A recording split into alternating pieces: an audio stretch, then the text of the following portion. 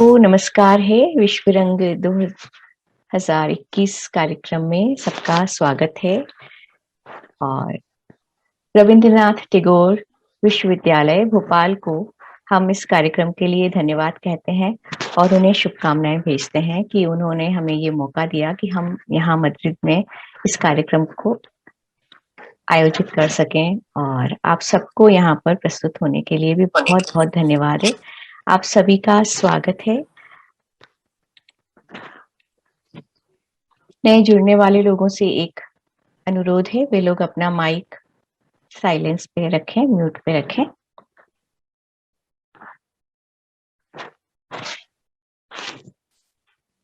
हम सबके लिए बहुत बड़ी खुशी की बात है कि पहली बार स्पेन में एक अंतर्राष्ट्रीय कार्यक्रम इस स्तर पर आयोजित किया जा रहा है। तो ये बहुत बड़ा मौका है। जो भारतीय यहाँ बसे हुए हैं स्पेन के विभिन्न शहरों में, प्रांतों में, उन सभी प्रवासी भारतीयों के लिए यह एक बहुत बड़ा मौका है कि वे अपने आप का सृजनात्मक प्रदर्शन जो है वो पूरी दुनिया के सामने रखेंगे आज के दिन यहाँ से। और हम सब लोग उम्मीद करते हैं कि यह रचनात्मक कार्य जो आप लगे हुए हैं, जिसमें संलग्न है, वो पूरी दुनिया के सामने प्रस्तुत किया जाएगा। तो इस कार्यक्रम का आरंभ करने के लिए हम सबसे पहले गणपति जी को बुलाते हैं। हम उनका आह्वान करते हैं कि ईश्वर की स्तुति के साथ, ईश्वर की उपस्थिति के साथ इस कार्यक्रम का आयोजन आरंभ किया जाए। तो गणपति जी से निवेदन है कि इस कार्यक्रम में विराजमान हो और इसके लिए हम कहते हैं, आप में से कोई कहना चाहे तो मेरे साथ कह सकते हैं। वक्रतुंड महाकाय कोटि सूर्य समप्रभा निर्विघ्नं कुरु मे देव सर्वकार्येषु सर्वदा। तो इसी प्रार्थना के साथ आज का कार्यक्रम हम आरंभ करते हैं। आज के सत्र का हमने अध्यक्ष चुना है, बार्सिलोना से हमारे साथ हैं आलोक लहाट जी। उनको आज के सत्र का अध्यक्षता करने के लिए मैं आमंत्रित करती हूँ। वे 2 शब्द कहें हमसे, उनसे विनती है। आलोक जी, आप म्यूट पर हैं।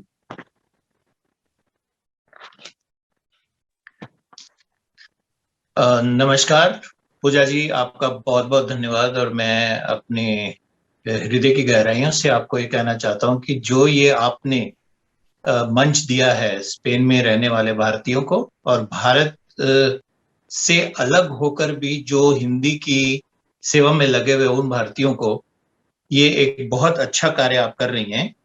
और मैं समझता हूं कि इससे हम जितने भी व्यक्ति जिनको हिंदी भाषा से प्रेम है या कविता से प्रेम है या हिंदी साहित्य से प्रेम है, हम लोग एक स्तर पर आके जुड़ेंगे। कुछ लोग यहाँ पर बार्सिलोना से हैं जिनसे मैं परिचित हूँ, कुछ लोग ऐसे हैं जिनके बारे में मैंने सुना है, और कुछ लोग ऐसे हैं जिनको अभी मुझे जानने का मौका मिलेगा।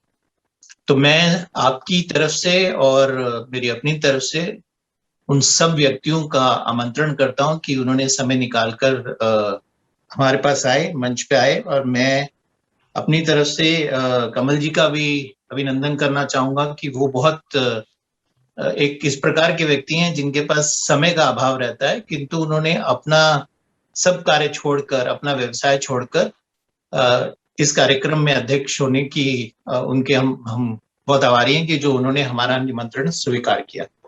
तो मैं ज्यादा नहीं बोलूंगा क्योंकि लोग यहाँ मुझे नहीं सुनेंगे, वो लोग कवि लोगों को सुनने के लिए आए हैं।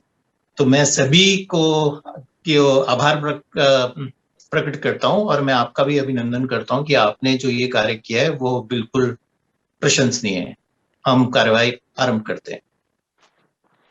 बहुत बहुत धन्यवाद आलोक जी। आपके शब्द हमें उत्साहित कर रहे हैं और इस कार्यक्रम को आगे लेके जाने के लिए हम लोग को प्रेरणा भी दे रहे हैं। बहुत धन्यवाद आपका।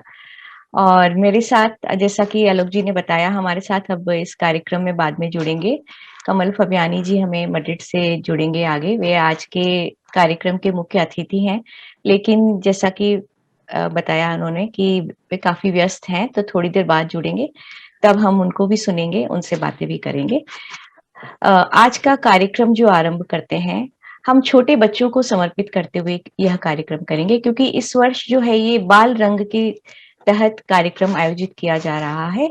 भारत में बाल रंग नाम से बहुत से कार्यक्रम वहाँ आयोजित किए गए हैं, जिसमें बच्चों को लेकर के कुछ डिस्कशन हुए हैं, कुछ चर्चा की गई है और उनको प्रतियोगिता आयोजित की गई है, कुछ डांस की, कुछ चित्रकला की और कुछ कविताओं की, तो अलग-अलग प्रतियोगिताओं में बच्चों को भी शामिल किया गया है। और यहाँ पर हमारे पास जो पहला-पहला कार्यक्रम हम प्रस्तुत कर रहे हैं, उसमें भी हमने बच्चों को लिया है। तो बच्चे हैं एक स्कूल के, जो प्रवासी भारतीयों के बच्चे हैं और मुझे ये जानकर बड़ी हैरानी हुई कि वे सब एक इंग्लिश स्कूल में, यहाँ पर एक ब्रिटिश स्कूल है, ब्रेन्स पब्लिक स्कूल, वो लोग वहाँ पर हिंदी सीख रहे हैं और उन्हें हिंदी सिखाने वाली जो हैं, वे हैं मैड्रिड से ही मोनिका कमरानी। मोनिका कमरानी उन बच्चों को लेकर के बहुत उत्साहित हैं और बहुत प्रशंसा करती हैं वे उन बच्चों की कि इतने कम समय में उन्होंने हिंदी न सिर्फ सीखी है, बल्कि कुछ न कुछ हिंदी में वे लोग कार्य करते हैं, तो उसका प्रदर्शन भी करते हैं। उन्होंने अपने बच्चों का एक वीडियो हमें भेजा है, तो मैं सबसे पहले वही वीडियो यहाँ पर प्रस्तुत करने की आप सब लोगों से अनुमति चाहती हूँ। तो देखते हैं बच्चे हमारे लिए क्या लेकर आए हैं।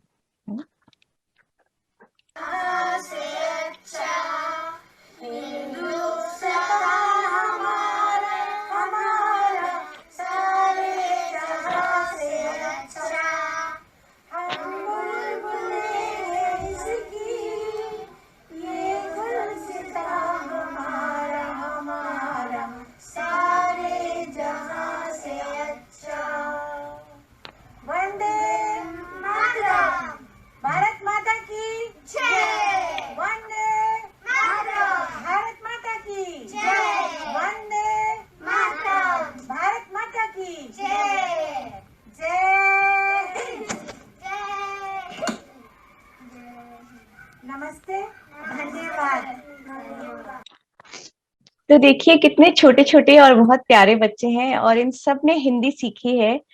यहाँ स्पेन में रहकर ये इस तरह से हिंदी सीख रहे हैं, ये वाक़ई बहुत बड़ी बात है। अच्छा, न सिर्फ हिंदी सीखी है बल्कि ये लोग चित्र भी बनाते हैं। भारत से जो भी संबंधित चित्र हैं, उनकी एक प्रदर्शनी भी इन लोगों ने बनाई है।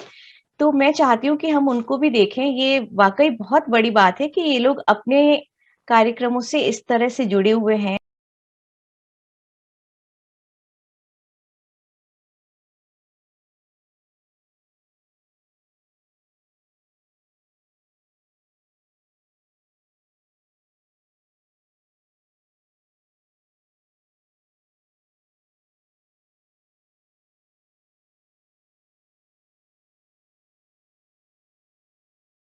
आमीन।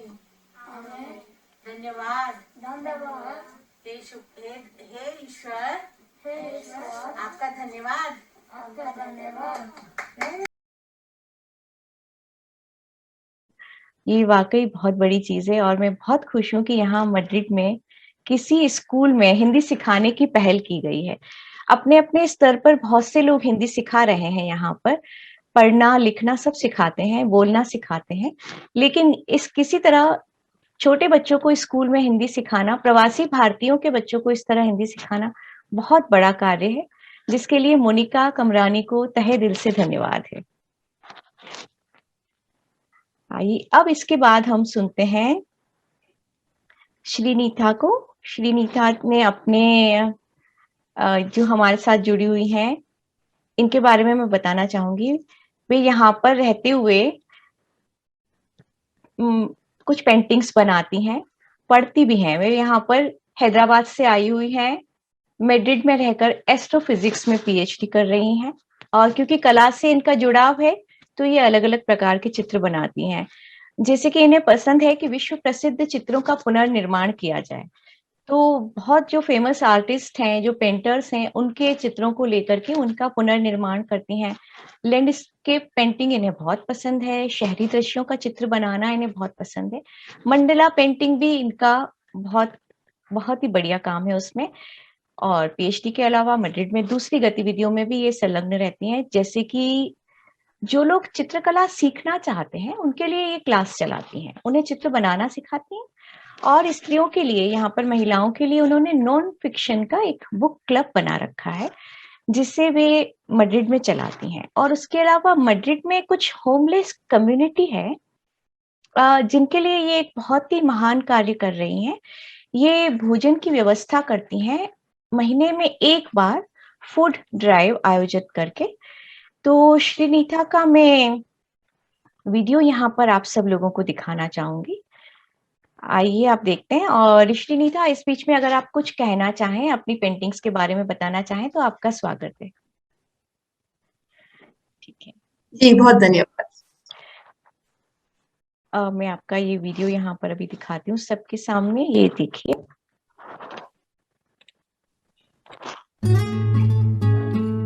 ये श्रीनीता की पेंटिंग्स हैं। आप कह सकती हैं श्रीनीता।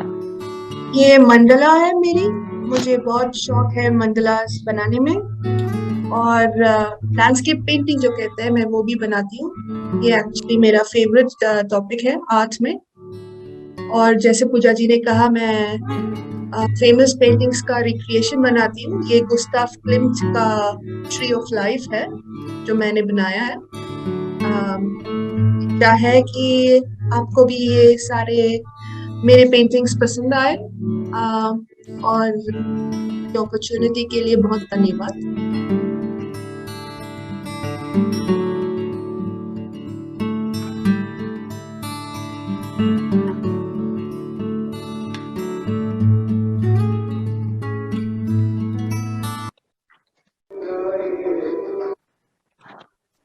बहुत धन्यवाद श्रीनीता। आप मुझे बताइए कि आपकी जो ये पेंटिंग्स हैं, जी, उसमें आप कौन से कलर्स का प्रयोग करती हैं?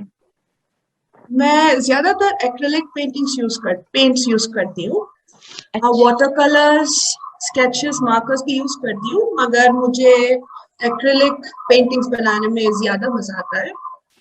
तो माफ करें ये साउंड के लिए माफ करें। कोई बात नहीं। हाँ, मैं ज्यादातर एक्रेलिक पेंटिंग्स बनाती हूँ। जो आपने देखा है वो गुस्ताव क्लिम्ट का जो कॉपी है, और सीनरी का पेंटिंग जो है, वो दोनों एक्रेलिक पेंटिंग्स हैं। और मंडलास में वो मैंने कलर पेंसिल्स, स्केचेस, मार्कर्स, जो कहते हैं मिक्स मीडिया आर्ट, तो वो मैंने करा है। अच्छा, और आप मुझे ये बताइए कि यहाँ पर आप कब अपनी क्लासेस आयोजित करती हैं? ज्यादातर मैं सैटरडे को करती हूँ, और अगर प्राइवेट क्लासेस कोई चाहता है तो उनसे डिस्कस करके एक टाइमिंग पर हम मिल सकते हैं। मगर जैसे आपने मेरे इंट्रो में कहा, मैं पीएचडी कर रही हूँ, तो हाँ मेरे जी। पास बहुत ज्यादा वक्त तो नहीं है, मगर मुझे ये चित्रकला में बहुत बहुत शौक है। और मैं खास करके मंडलास बनाने में मुझे बहुत शौक है। और मुझे बहुत खुशी मिलती है जब जो भारत से नहीं है वो आकर मंडलास सीखते हैं और मंडलास बनाते हैं मेरे क्लासेस में, तो मुझे बहुत खुशी मिलती है। बहुत अच्छा काम, बहुत ही अच्छा काम कर रही हैं। हम आपका यहाँ पर कभी आएंगे जरूर क्लास में। और एक चीज मुझे आपसे बिल्कुल। बहुत जरूरी पूछना था कि ये फूड ड्राइव का जो आयोजन आप करती हैं, इसका आइडिया कैसे आपको सूझा? ये आपने कैसे सोचा कि फूड ड्राइव आयोजित करना है? जी, मैं देख रही थी कि यहाँ पे स्पेन जो फर्स्ट वर्ल्ड कंट्री है, ये जहाँ पे ऐसे प्रॉब्लम्स नहीं होने चाहिए, वहाँ पे इतने सारे बिन घर के लोग हैं बाहर। तो मैंने सोचा कि अच्छा, अगर कुछ किया जाए, अगर इनको एक सैंडविच या कोई सूप बोल या कुछ भी दिया जाए तो शायद उनका दिन थोड़ा बहुत बेहतर चले। तो ये मुझे एक दिन ये आइडिया आया, तो मैंने कुछ हम मेरी सहेलियों से डिस्कस किया, तो उन्हें भी अच्छा लगा। तो जब मैंने ये स्टार्ट किया था शायद लास्ट ईयर बिगिनिंग में, नो मिडिल में, तब हम सिर्फ पांच थे इस ग्रुप में। और अब मेड्रिड में हम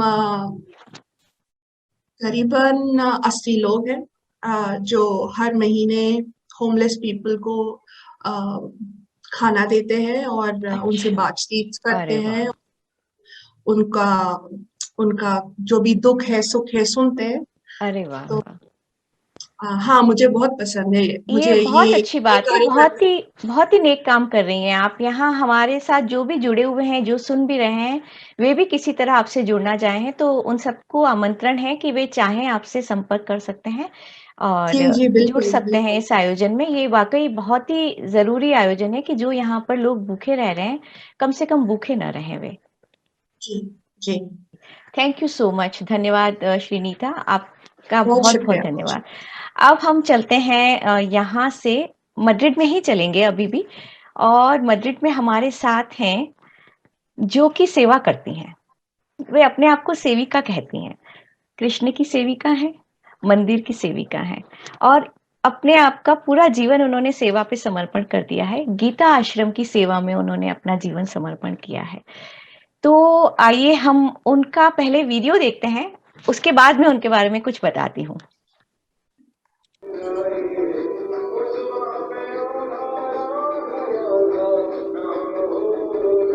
यह मैड्रिड में यहाँ गीता आश्रम है जिनका वीडियो बना करके उन्होंने हमें भेजा है। ये सब जो श्रृंगार आप देख रहे हैं, वे सारा श्रृंगार इन्हीं की बदौलत है।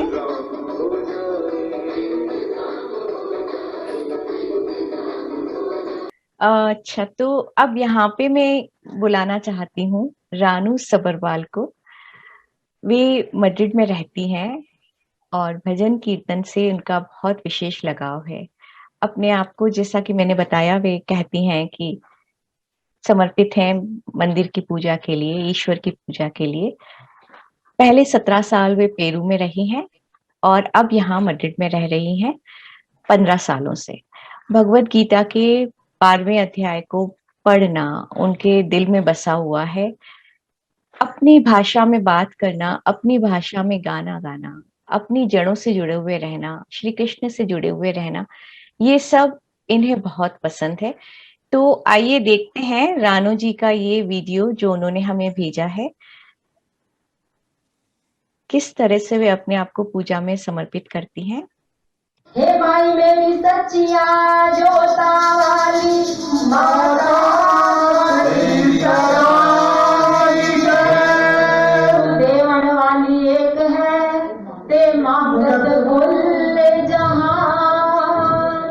हे माई मेरी सच्चिया जोता वाली माता तेरी सराय ओ साजे रही शेरों वाली माता।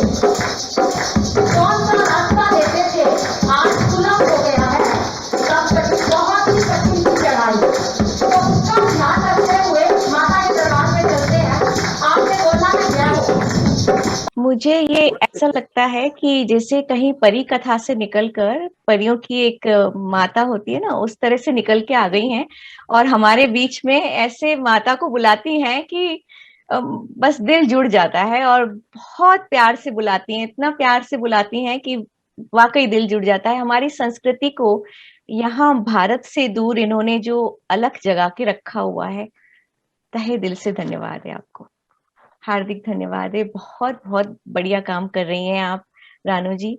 और ये संस्कृति का एक पक्ष है जिसे हम छोड़ नहीं सकते हैं। यहाँ न सिर्फ ये लिखना पढ़ना साहित्यिक कार्यक्रम है, बल्कि रचनात्मक संसार और संस्कृति भी हमारे साथ जुड़ी हुई है, जिसे इस मंच पर लाना बहुत आवश्यक था।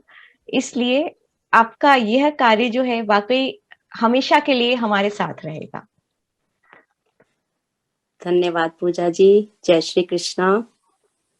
जय श्री कृष्णा। रानू जी, अगर आप अपनी आवाज में हमें कुछ सुना दें तो मजा आ जाएगा। विनती है हमारी, मना मत करना आप। ऐसा मत कहिए। जैसा कि मैंने आपको बोला, भगवत गीता का पाठ जो 12वां अध्याय है वो भगवान का हृदय है, गीता का हृदय है। गीता भगवान के मुख से निकली हुई है, तो वो खुद भगवान कृष्ण ही है। तो उन्हीं के मुखार बिंदों से जो उस 12वें अध्याय में कुछ 3-4 श्लोक ऐसे हैं जिसमें भगवान ने अपने भक्तों के लक्षण बताए हैं कि कौन सा भक्त मुझे सबसे ज्यादा प्रिय है। तो ये है 14वां श्लोक है 12वें अध्याय का। 14 से लेकर 16-18 तक श्लोक है, पर मैं 2-3 ही गाऊंगी जिसमें भगवान ने लक्षण बताए हैं।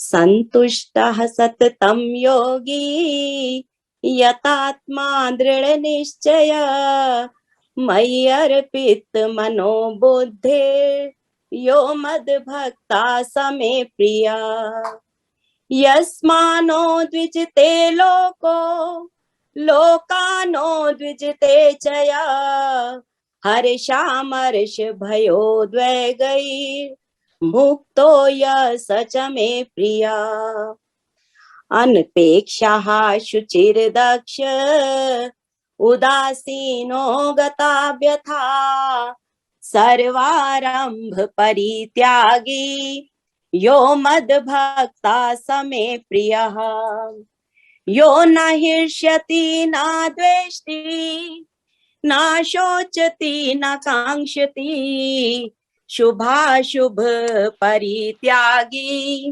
भक्तिमान्य समे प्रिया समशत्रौ च मित्रे च तथा मानापमानयो शीतोष्ण सुख दुखेषु समः संग विवर्जिता। बोल श्री कृष्ण चंद्र भगवान की जय। ये प्राणाधार हैं सृष्टि के। जय श्री कृष्ण। जय श्री कृष्ण। बहुत अच्छा, आनंद आ गया रानू जी। धन्यवाद, बहुत बहुत धन्यवाद पूजा जी, बहुत बहुत धन्यवाद। जय श्री हमारी जड़ों से जोड़ दिया आपने। संस्कृत से जोड़ना बहुत जरूरी है, गीता से जुड़ना भी हम सबके लिए बहुत जरूरी है। तो ये जो आपने कहा कि हमारे हृदय में निवास करते हैं, सच यही है। बस यही है, इनका आशीर्वाद है। मैं ईश्वर से प्रार्थना करती हूँ सबको इनका आशीर्वाद प्राप्त हो और सारे संसार में कोई भी दुखी ना हो, सभी सुख ही सुख प्राप्त करें और इनकी भक्ति की कृपा इन सब पर बरसती रहे और जीवन सफल हो जाए, क्योंकि हमारे जीवन का उद्देश्य यही है। बहुत धन्यवाद, बहुत बहुत धन्यवाद आपको। जय श्री कृष्ण। जय श्री कृष्ण। जय श्री कृष्ण। चलिए, अब इसके बाद हमारे पास एक नया चीज को शुरुआत करते हैं। अब हम लोग आते हैं कविताओं के पक्ष पर। हमारे साथ कविताएं कहने के लिए हैं आज मेघना बोस हैं। तो सबसे पहले कविताओं का हम उन्हीं से शुरुआत करते हैं। नमस्ते सबको। मेघना, आपका मैं छोटा सा इंट्रोडक्शन दे देती हूँ, फिर आप आगे चलिएगा। तो ये लखनऊ से हैं और पिछले करीब 1 साल से यहाँ मड्रिड में रह रही हैं। HR प्रोफेशनल हैं और बिहेवियर एनालिस्ट भी हैं। एजुकेशनल बैकग्राउंड से हैं, साइकोलॉजी और मैनेजमेंट में। कविता कहना इनका शौक है, पैशन है। और मुंबई में इन्होंने ओपन माइक्स में परफॉर्म भी किया है, लैंग्वेज फेस्ट बेंगलोर में भी इन्होंने परफॉर्म किया है। तो अब मैं आमंत्रित करती हूँ मेघना, आप आइए। Thank you so much, thank you so much. सबसे पहले तो आप सबको बहुत शुक्रिया कि आपने हमारे देश से दूर यहाँ पे ये कार्यक्रम का आयोजन किया है। और बिना किसी डिले के मैं सबसे पहले बताना चाहूंगी कि मैं एक कविता आज पढ़ने जा रही हूँ जिसका शीर्षक है वो माँ हुई। ये कविता मैंने उन औरतों के लिए लिखी है जिनकी कोख को बच्चों का सुख प्राप्त नहीं हो पाता है, तो उनका दुख समझने की और समझाने की कोशिश की है अपनी इन पंक्तियों से। हर शाम बैठ वो आंगन में तारों को निहारा करती थी। हर शाम बैठ वो आंगन में तारों को निहारा करती थी। हर रात फिर उन्हीं तारों को वो कागज पे उतारा करती थी। हर एक शब्द वो उसका चमकता था, टिमटिमाता था। हर एक शब्द वो उसका चमकता था, टिमटिमाता था। हर सुबह वो उसी चमक को अपनी आंखों में उतारा करती थी। हर रात देख के तारों को हिम्मत वो पाया करती थी। हर रात देख के तारों को हिम्मत वो पाया करती थी कि अंधेरे से रोज झगड़ कर तारे भी तो आते हैं। यूं ही अपने अंधियारे से हर रोज झगड़ा करती थी और लड़ते लड़ते थक जाए जब घंटों तक रोया करती थी। फिर आस पड़ोस के बच्चों की किलकारी से वो हंसती थी। एक रात लेकर कलम दवात वो जाकर छत पे खड़ी हुई। एक रात लेकर कलम दवात वो जाकर छत पे खड़ी हुई, पर सूने से आकाश को देख वो टूट गई, हताश हुई कि बिन तारों के कैसे अब वो अपने गम की कविता लिखेगी। कि बिन तारों के कैसे अब वो अपने गम की कविता लिखेगी। कोख से तो पहले से थी, अब शब्दों से भी बांझ हुई। अपनी बंजर कोख को उसने आंसू, दवा, ताने, जड़ी बूटियों से भी सींचा था। अपनी बंजर कोख को उसने आंसू, दवा, ताने, जड़ी बूटियों से भी सींचा था। पर इतनी सब मेहनत करके भी बस निराशा की ही फसल हुई। 5 साल से इस दुख को वो स्याही से बहाया करती थी। 5 साल से इस दुख को वो स्याही से बहाया करती थी। हर छोटे से तारे को ममता जतलाया करती थी। और कभी कभी आसमान से टूट के जब वो गिरता था, और कभी कभी आसमान से टूट के जब वो गिरता था, मन ही मन उसको फुसला के खुद को बहलाया करती थी। एक दिन यूं ही सड़क पर उसको चांद का एक टुकड़ा मिला। एक दिन यूं ही सड़क पर उसको चांद का एक टुकड़ा मिला। पाँव में चुभके भी जिसने दिल को था उसके सिया। अनजान किसी टुकड़े को जब गोद में उसने लिया। अनजान किसी टुकड़े को जब गोद में उसने लिया। टूटे किसी तारे का वो आसमां हुई, वो माँ हुई। Thank you. बहुत खूबसूरत कविता, बहुत ही सुंदर, बहुत ही सुंदर। थैंक वाकई यू, थैंक बहुत यू। अच्छा लगा, बहुत ही अच्छा है। मेघना, आप कोई और कविता सुनाना चाहेंगी हमें? पर मेरी सारी कविताएं काफी लंबी हैं, मैं दूसरे किसी का समय ना ले लूं। अच्छा, मेरा ठीक बस है, एक ठीक है, चलो। ये बहुत ही सुंदर कविता थी, माँ के साथ you. रिलेशन में ये बहुत प्यारी कविता लगी हमें। हाँ, तो मेरा ये उद्देश्य यही था कि कभी कभी हम उनका दर्द समझ नहीं पाते हैं कि मैंने अपनी इन पंक्तियों से उनका दर्द समझने की और दूसरों को समझाने की कोशिश की थी, और आखिरी पंक्तियों में ये बताने की कि अगर हम नहीं जान पा रहे हैं तो किसी और के टूटे टुकड़े को अपना बना लेने में कोई हर्ज की बात नहीं है। हम सबको ये करने में कोई शर्म नहीं होनी चाहिए। बिल्कुल, बिल्कुल, बिल्कुल, ये सही, बहुत ही सही सोच है आपकी। आप बहुत छोटी उम्र में इतना सब बड़ी बातें सोच रही हैं। अच्छा लग रहा है देखकर। Thank you, thank you. चलिए, इसके बाद आगे चलते हैं। हमारे साथ हैं रचना प्रियंका। तो रचना प्रियंका, आपकी कविताएं सुनते हैं। और पहले मैं आपके बारे में कुछ बता देती हूँ। आप भी मैड्रिड में रहती हैं, पिछले 3 साल से मैड्रिड में रहती हैं, और इनका ज़ूलॉजी में आर्ट्स में, फाइनेंशियल मैनेजमेंट में, सब तरह से इन्होंने बहुत सारी पढ़ाई कर रखी है। और चाइल्ड केयर में जनरल मैनेजमेंट, एजुकेशन, इस सब जगह पे इनका बहुत ज्ञान है इनको। और पास्ट में बुक मार्केटिंग स्टार्टअप इन्होंने किया था सोशल मीडिया मैनेजर पे, as a corporate credit analyst अभी यहाँ पर ये काम करती हैं। पूरी जिंदगी ये कहती हैं कि मैं एक कवि रही हूँ, एक लेखक रही हूँ, लेखिका रही हूँ और हमेशा रहना चाहती हूँ। तो इनके अंदर की जो ये लेखिका है उनको आज हम सुनेंगे। हम सबके सामने बुलाना चाहते हैं, आमंत्रित करती हूँ रचना प्रियंका को। रचना, आप आइए और अपनी कविता सुनाइए। स्वागत है।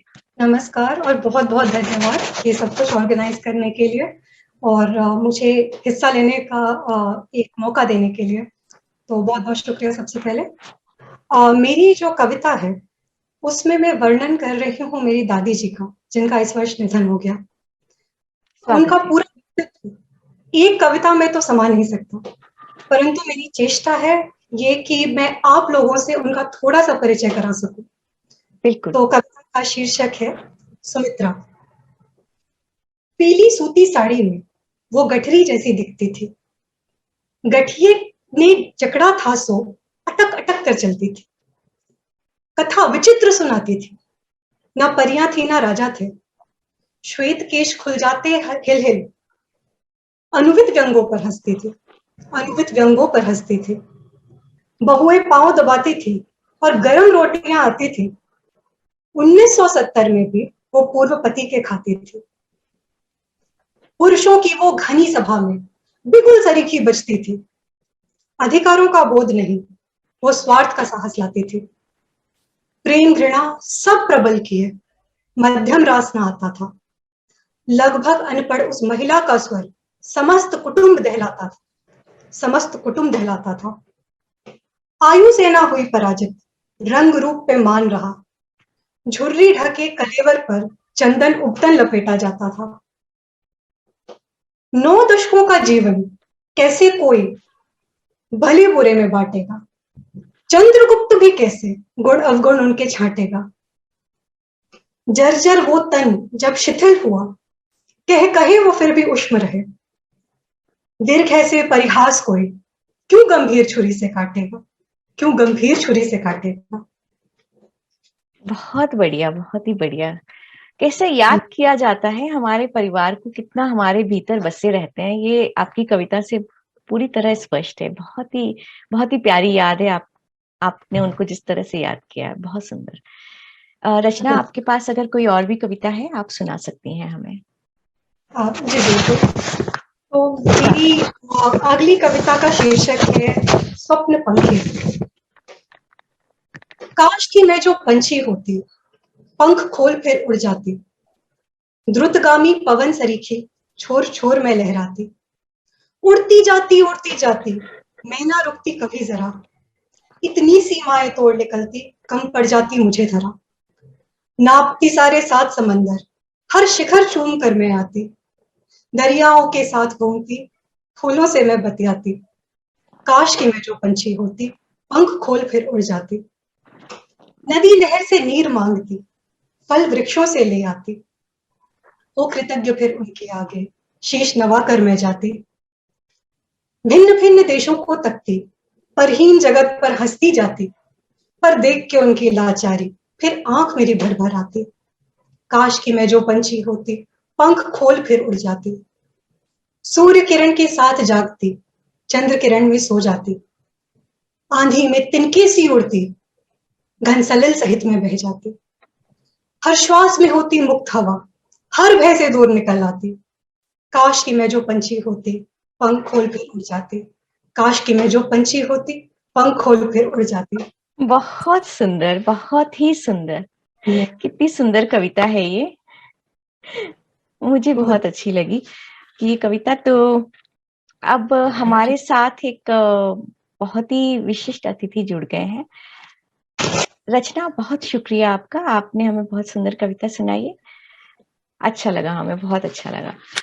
तो हमारे मुख्य अतिथि हमारे साथ हैं, उनका परिचय देने से पहले मैं एक घटना का जिक्र करना चाहूंगी कि घटना का जिक्र इस तरह से कि पिछले साल एक इंटरव्यू चल रहा था और उस ऑनलाइन इंटरव्यू में उनके सामने एक सवाल पूछा गया। तो सवाल ये था कि यदि उन्हें स्पेन का प्रेसिडेंट बना दिया जाए तो वे पहला काम क्या करेंगे। तो मतलब वे सुना उन्होंने सवाल और तुरंत ही जवाब देते हैं कि यदि मुझे स्पेन का प्रेसिडेंट बना दिया गया तो मैं सबसे पहले यहाँ के सारे स्कूल्स में हिंदी कंपलसरी कर दूंगा। तो इस तरह से जो हमारे लिए हिंदी के लिए सोचते हैं, हिंदी प्रेमी हैं, जो अपनी भाषा को प्राथमिकता देते हैं और उन्हें पूरे स्पेन के लिए लागू करने की बात सोचते हैं, ऐसे हमारे मुख्य अतिथि हैं श्री कमल जी फबियानी। हम उनका स्वागत करते हैं। धन्यवाद, धन्यवाद पूजा जी। स्वागत, नमस्कार कमल जी। तो ये एक छोटी सी झलक थी, हालांकि इनके कार्य का विस्तार तो कोई कहना संभव नहीं है। इन्होंने जो कुछ कार्य किए हैं उनको मतलब कुछ भी तारीफ में कहना सूरज को दिया दिखाने के समान है। गुस्ताखी कर रही हूँ कुछ भी आपके बारे में कहूंगी तो, लेकिन उन्होंने समाज के लिए, समाज के हित के लिए बहुत से कार्य किए हैं। पिछले 45 वर्षों से ये यहाँ स्पेन में रहते हैं और यहाँ रहते हुए प्रवासी भारतीयों के लिए उन्होंने जो मंच सब प्रदान किए हैं वो कहने के लिए हमारे हिसाब से उसको देखा जाए तो बहुत बड़ी चीज है, लेकिन उन्होंने अपने स्तर पे जो कार्य किया है वो वाकई बहुत ही विशाल है। वो उस विशाल कार्य को सम्मानित करते हुए मैं आदरणीय कमल जी फबियानी को आमंत्रित करती हूँ कि वे हमारे लिए 2 शब्द कहें। बहुत बहुत धन्यवाद पूजा जी। सबसे पहले विश्व रंग 2021 आयोजन के लिए रविंद्रनाथ टैगोर विश्वविद्यालय को बहुत बहुत बधाई एवं शुभकामनाएं। आज संपूर्ण विश्व में बसने वाले रचनात्मक प्रवासी भारतीयों को एक मंच पर एकत्रित करने का अनूठा अवसर प्रदान कर रहा है ये आयोजन। आपके इस उपक्रम से हम सभी हिंदी भाषी अपनी भाषा के विस्तार पर गर्व कर रहे हैं। इस विश्व स्तर के आयोजन में स्पेन की भागीदारी निश्चय ही यहाँ रह रहे हमारे भाइयों और बहनों के लिए नई सृजनात्मक मार्ग खोलेगी तथा उन्हें दुनिया के अन्य मंचों पर स्थापित होने का हौसला प्रदान करेगी। सांस्कृतिक संपदा से उन्नत एवं अपनी भाषा को पूर्ण सम्मान देने वाले स्पेन वासी भी हमारे हिंदी को समर्पित कार्यक्रम के जरिए इस हिंदी प्रेम को अनुभव कर पाएंगे तथा हमारी रचनात्मक गतिविधियों से स्वयं को जोड़ेंगे, ऐसा विश्वास है हमें।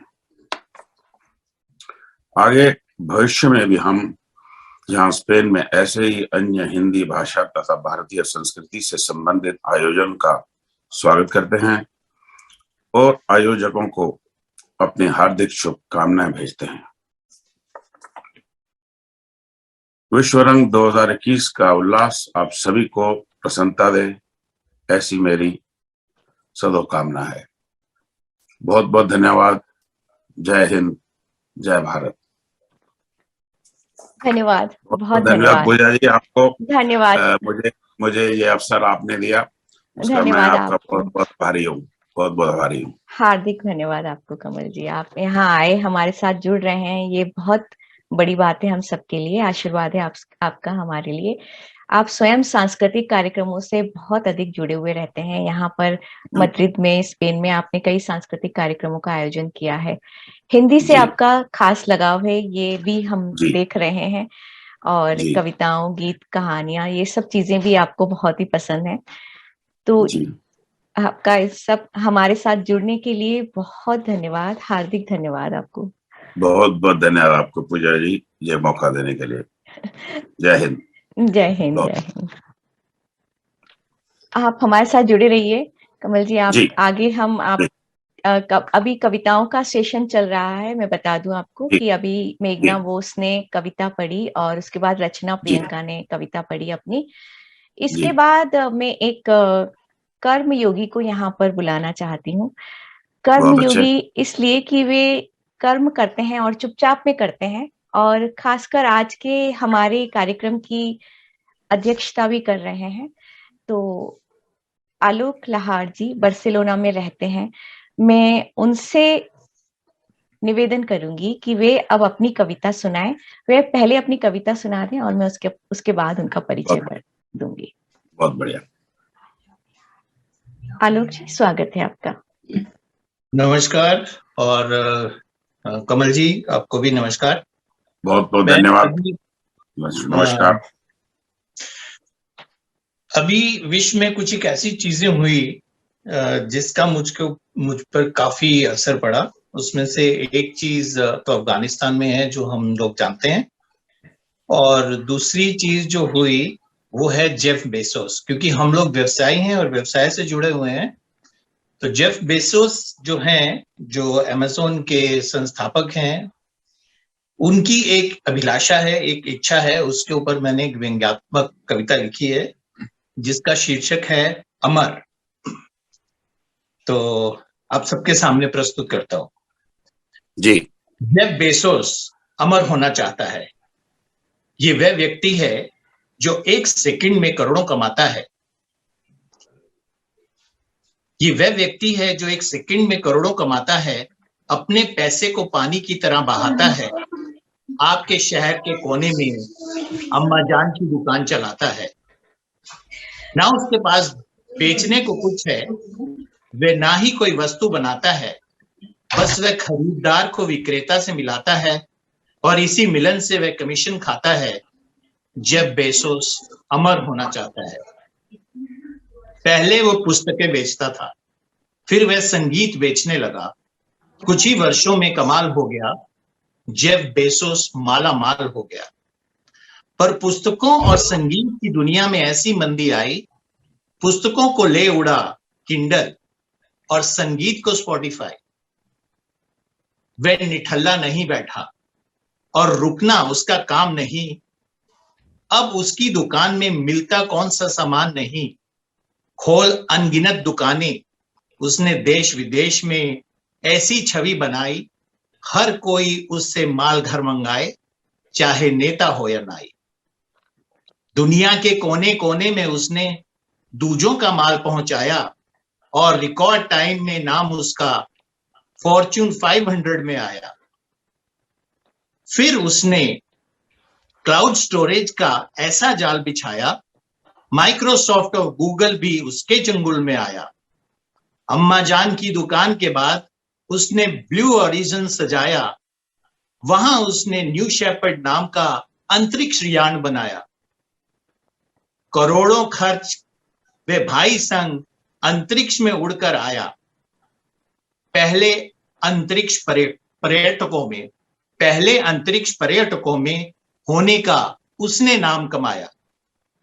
इतनी दौलत पास है उसके कि खर्चने को एक उम्र कम है। दोबारा युवा बन जाऊं, अब उसका इसी और श्रम है। ध्यान दीजिएगा, इतनी दौलत पास है उसके कि खर्चने को एक उम्र कम है। दोबारा युवा हो जाऊं, अब उसका इसी और श्रम है। अपनी 200 मिलियन की जायदाद इसी और लगाता है। जेफ बेजोस अमर होना चाहता है। जेफ, मैं चाहता हूं तुम दिल भर के कमाओ, पूतो फलो दूधो नहाओ, किंतु नई शुरुआत और नए चरवाहे पर इतना ना इतराओ, जमीन पर ही रहो, भगवान ना बन जाओ। अगर अमर बनने का सपना कोई नया नहीं है आया, बहुत आए और बहुतों ने बहुत नाम कमाया। सिकंदर, नेपोलियन, गांधी, आइंस्टाइन अपना नाम कर गए, पर जब समय आया अपनी जिंदगी पूरी कर मर गए। पर कुछ ऐसे थे जो जनमानस के हृदय में बस गए, शरीर छोड़ने के बाद भी दिमागों में रस गए। किसी ने भी अमर होने के लिए संजीवनी नहीं खाई, हजारों वर्ष बीतने के बाद भी उनकी आभा में कमी नहीं आई। मन जीते जग जीते कह गए गुरु नानक देव। थाम लो यदि तुम इस राह को, याद रहोगे सदैव। तुम्हें अमर बनने के लिए लगाना पड़ेगा नया पौधा, करना पड़ेगा तुम्हें गरीब असहायों के लिए एक सच्चा सौदा।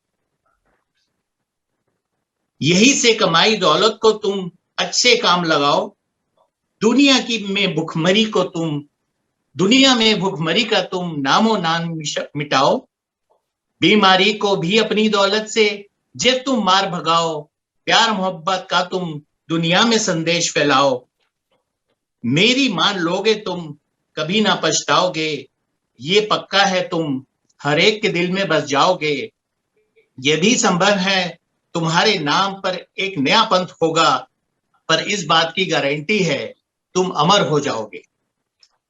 शायद ये सब करने के लिए एक जीवन कम होगा, तुम लगे रहना जय, तुम्हें इसका ना कोई गम होगा। हर भूखा इंसान तुम्हें दुआ देगा, सब पूछेंगे ये मूर्ख क्यों गाता है। जेफ बेजोस अमर होना चाहता है, जेफ बेजोस अमर होना चाहता है। धन्यवाद। बहुत सुंदर, बहुत ही सुंदर आलोक जी। बहुत अच्छा, बहुत बढ़िया। ये एक व्यंग है जेफ बेजोस के ऊपर, और एक मैं छोटी सी दूसरी कविता सुना रहा हूं जो अफगानिस्तान में जो स्थिति हुई थी उत्पन्न, उसके ऊपर लिखी थी, और उसका शीर्षक है तारा।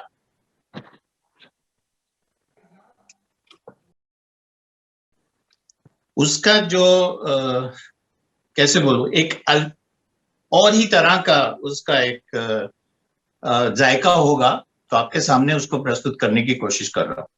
जी, स्वागत है। टूट चुका है उसकी जीवन का पानी, मिट गई है उसके जीवन की निशानी। खंडर की हर एक ईंट पर इस बात का लिखा है, उसने अपनी आंखों से खुद तारा टूटते देखा है। इस कफन से काले आसमां में बहुत से तारे हैं, एक से एक बढ़कर एक से एक न्यारे हैं, किंतु जो टूटा है वो उन सबसे न्यारा है। कफन में लिपटा वो उसकी आंखों का तारा है। बस केवल इतना ही। हाँ जी, बहुत मार्मिक सी चीज है ये, बहुत मार्मिक बात कही है आपने छोटी सी कविता में। कोई भी अपने बच्चे को इस तरह से कभी देखना नहीं चाहता है। बहुत गंभीर बात कह दी। कम शब्दों में गंभीर बात कहने का एक हुनर है ये। और मैं बता दूं, आलोक लहाड़ वैसे तो दिल्ली में जन्मे हैं, लेकिन अब यहाँ बार्सिलोना में रहते हैं, स्पेन में। बचपन से ही इन्हें कहानी, कविताओं, साहित्य से बहुत रुचि रही है, और बाद में इन्होंने स्पेनिश भाषा में स्नातक किया है, और स्पेनी नाटक पर इन्होंने शोध कार्य किया है। और ये इन्होंने किया जवाहरलाल नेहरू विश्वविद्यालय से। नोबेल पुरस्कार विजेता गैब्रिएला मिस्त्राल की कविता संग्रह का उन्होंने हिंदी में अनुवाद किया हुआ है। और वैसे तो व्यवसायी हैं कहने को तो, लेकिन साहित्य के जरिए समाज से जुड़े हुए हैं। वहाँ बार्सिलोना में जो भारतीय समुदाय का कार्यक्रम रहते हैं, उनसे बहुत इनका कार्य करते हैं वहां पर। पहले मैंने शुरुआत में इसीलिए कहा, वे कर्म योगी हैं, चुपचाप में कार्य करते हैं और हट जाते हैं पीछे, किसी को पता नहीं चलता है। इसके अलावा इन्होंने यहाँ पर एक न्यूज चैनल शुरू किया था अपना, जहां पर हिंदी में न्यूज कहते थे ये। तो अभी रिसेंटली उन्होंने बंद किया हुआ है, लेकिन वे स्पेन की जो भी न्यूज थी, सब खबरों को, समाचारों को अपने न्यूज चैनल पे उन्होंने दिखाया था। विभिन्न गोष्ठियों में कविता, लेख वगैरह लिखते हैं, सम्मिलित होते हैं, और हमारे लिए बहुत ही आदरणीय है। बहुत शुक्रिया, बहुत धन्यवाद आलोक जी, आपको हमारे साथ जुड़ने के लिए। इस मंच की गरिमा आपसे है। बहुत बहुत धन्यवाद। बहुत बहुत धन्यवाद आपका पूजा जी। बहुत धन्यवाद। आपने जरा व्याख्यान कुछ अधिक ही कर दिया, मैं इस लायक नहीं हूँ। नहीं, ऐसी बात नहीं है। बहुत बहुत शुक्रिया। नहीं, धन्यवाद। आप वाकई हैं कर्मयोगी और सभी जानते हैं इस चीज को। मैं इसके बाद कविता के लिए आमंत्रित करना चाहूंगी कंदर्प मेहता को। कंदर्प मेहता भी बार्सिलोना में रहते हैं। तो कंदर्प मेहता, आप अपनी कविता, आप अगर आपके पास तैयार है, आप अपनी कविता पाठ शुरुआत कर सकते हैं।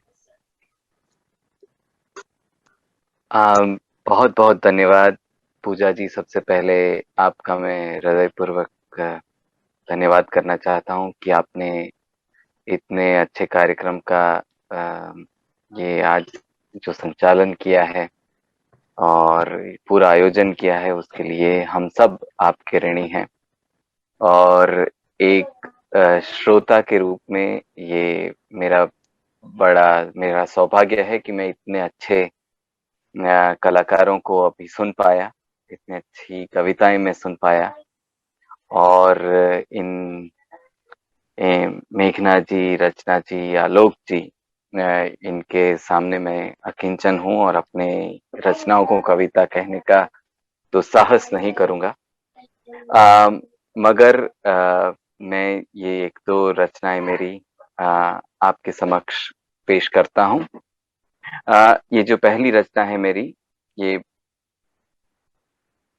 स्वागत है कंदर्प। ये पहली रचना, दो बहुत छोटी रचनाएं हैं। पहली रचना का शीर्षक है मैं कौन हूं। मैं कभी अधूरा, कभी आधा, कभी काला, कभी सफेद, कभी छोटा, कभी बदसूरत, कभी खूबसूरत। तुमने कितने रूप में मुझे देखा है, मगर कभी मेरे आगे ये जो एक अदृश्य दरवाजा है, उसे खटखटाओ और वहां तुम मुझे पाओगे और जानोगे कि आखिर मैं वही हूं जो तुम हो। मैं वही हूं जो तुम हो। बहुत सुंदर, बहुत ही आपका सुंदर। धन्यवाद। और ये एक दूसरी छोटी सी रचना है जिसका शीर्षक है पुराना घर। नीरव रात्रि को जब अंधेरा मुझे धीरे धीरे घेर रहा होता है, तब क्यों मेरा शरीर सिकुड़ सा जाता है, जैसे अभी उसे स्वयं के अस्तित्व पर विश्वास न हो। जब मैं खड़ा होता हूं किसी उच्च पर्वत की चोटी पर, खुद की विजय पर इतराता हुआ, तब क्यों मेरा मन किसी कोशस्थ कीट की अवस्था की ईर्ष्या करता है, झुंझला जाता है, मानो ये पवन मेरी त्वचा को तड़पाता। जब मैं असीम मैदान में मुक्ति के उत्कर्ष पर खुद को पाता हूं, क्यों मेरी ये उंगलियां किसी रक्त रंगी दीवार का सहारा ढूंढती है, जैसे उसे अभी भी अपने मुक्त होने का एहसास ना हो। शायद मैं भूल चुका हूं, मगर मेरे इस शरीर को अभी भी याद है कि एक समय था जब एक कोख मेरा घर था। धन्यवाद। बहुत सुंदर, बहुत ही बढ़िया। जन्म से पहले की बात को याद करना बड़ा कठिन काम है और आपने इस कविता के जरिए कहा है। वैसे आप पेशे से तो प्रोफेसर हैं, बिजनेस के प्रोफेसर हैं और बार्सिलोना में रहते हैं, लेकिन कविताएं लिखते हैं। उसके अलावा आर्टिस्ट हैं, थिएटर आर्टिस्ट हैं, नाटक करते हैं, नाटक का आयोजन भी करते हैं। इसके अलावा आप हिंदी पढ़ाते हैं बार्सिलोना में, कल्चरल सेंटर में आप वहां पर हिंदी भी पढ़ाते हैं। तो ये एक बहुत ही विरोधाभासी चीज है कि एक तरफ फाइनेंस से जुड़े हुए हैं, दूसरी तरफ आर्ट से जुड़े हुए हैं, साहित्य से जुड़े हुए हैं। तो उपलब्धि है, मेरे हिसाब से एक बहुत बड़ी उपलब्धि है कि आप दोनों चीजों को बैलेंस करके चल रहे हैं। मेरे पिताजी समझते हैं कि अभी भी मुझे मालूम नहीं है कि मुझे जिंदगी में करना क्या है, तो इसलिए यहाँ वहां हाथ पैर मारते रहता हूँ।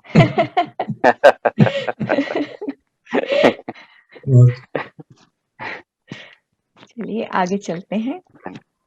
पूजा जी, हमने बहुत लोगों की कविताएं सुनी, बहुत अच्छी कविताएं थी। बिल्कुल, बहुत मैं सुंदर कविताएं। सोच भी नहीं सकता था कि स्पेन के अंदर भारतीय समुदाय जो है उसके अंदर इतने कवि कवित्री, इतने कलाकार हैं। और उसमें सबसे अधिक जो मुझे अचरज की बात लगी कि मैड्रिड में एक प्राइवेट स्कूल में हिंदी पढ़ाई जा रही है, जो बहुत अच्छा कार्य कर रहे हैं। वो इसलिए क्योंकि हम लोग जो हैं वो प्रथम श्रेणी के स्पेनिश नागरिक हैं, या अभी भी हमारे पास भारत की नागरिकता है, लेकिन जो हमारी आने वाली पौध है अगर उसको हिंदी की तरफ आकर्षित किया जा रहा है और उनको ये भारत माता की जय और वंदे मातरम की प्रेरणा दी जा रही है, तो इससे बढ़िया काम और कोई नहीं कर सकता। और इसीलिए जो भी शिक्षा में लगे हुए हैं लोग, उनका मैं बहुत आभारी हूँ, क्योंकि वो शिक्षक ही थे जिन्होंने हमें हिंदी सिखाई थी। और इसके अतिरिक्त जो यहाँ पे कलाकार हैं जो इस कार्य में लगे हुए हैं, और उनमें आप भी एक बहुत बड़ी कलाकार हैं, क्योंकि मुझे मालूम है कि आपके गीत हैं वो संगीतबद्ध हो चुके हैं, आप कवित्री हैं, आपने बहुत सारी गोष्ठियों में भी आपने अपनी कविता का पाठ किया है। तो आप केवल प्रस्तुतिकरण में रह जाएं ये तो बहुत अच्छी बात नहीं है। इसलिए मैं आपसे ये निवेदन करता हूं कि आपकी जो अपनी मौलिक रचनाएं हैं, आप हमें उसका कुछ स्वाद चखने दें, ताकि हम भी आपकी जो कृतियां हैं उसको सुने और उनका लाभ उठा सके। धन्यवाद आलोक जी, आपने बहुत ज्यादा तारीफ कर दी मेरी, और आपका आदेश अवश्य पूरा करती हूँ। मैं अपनी एक कविता में सुनाती हूँ जो रिश्तों के ऊपर है। हमारे साथ हमारे परिवार जो बंधा रहता है उससे संबंधित मैं आपको एक कविता सुनाती हूँ कि हम लोग जो पीछे छोड़ के आए हैं चीजें, उसमें कितना कुछ पीछे छूट गया, कितना कुछ हमारे साथ आगे चल रहा है, और हमारी यादों के साथ साथ जो चीजें चलती रहती हैं उसका एक बिंब है।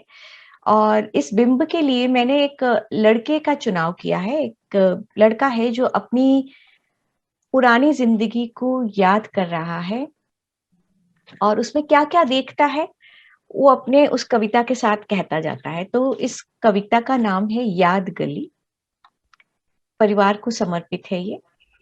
लड़का, वह छत पर उड़ाता है पतंग, दौड़ता है रेल की पटरियों पर, खींचता है डोर पतंग की तन जाती है, थम जाती है रेल, दिखती है खिड़की के पार दादी माँ, सुबह सवेरे कराती हैं मंजन, खिलाती हैं चाय में डूबा जीरा टोस्ट।